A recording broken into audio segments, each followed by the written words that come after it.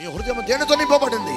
లోక సంబంధమైన ప్రేమ, లేకపోతే ఇహలోక ధనం మీద ప్రేమ, లేకపోతే ఈ తుచ్చమైన ప్రేమలతో నింపబడి దేవుని ఆరాధించడానికి వచ్చావంటే నీ ఆరాధన దేవుడు అంగీకరించడు. కానీ డివైన్ లవ్, దేవుని ప్రేమ ఏమిటంటే నిన్ను వలె దేవుడు నిన్ను ప్రేమించినట్లుగా ఇతరులను ప్రేమించగలిగిన అనుభవం నీ ఉండి దేవుణ్ణి స్తుతించాలి. ఆ ఉదయంతో నీ చేతులు పైకెత్తాలి. అప్పుడు ఆ అంగీకారము నీ చేతులెత్తుతో దేవునికి నైవేద్యముగా మారుతుంది. అప్పుడు స్తోత్రం, hallelujah. Why it is not accepted? ఎందుకు దేవుడు అంగీకరించట్లేదు? ఇది నాన్న క్రైస్తవులకు ఆరాధన. ఎందుకు దేవునికి నీ యొక్క ఆరాధన పైన సువాసనగా లేదు? నీ హృదయంలో ప్రేమ లేదు. ఇతరుల్ని ప్రేమించే అనుభవం నీకు లేదు. నిన్ను వలే లేదా దేవుడు నేను నిన్ను ప్రేమించను. ఎలా ప్రేమిస్తున్నాడు దేవుడు? ఎన్నోసార్లు దేవునికి నువ్వు ద్రోహం చేయలేదా? ఎన్నోసార్లు దేవునికి వ్యతిరేకమైన పనులు చేయలేదా?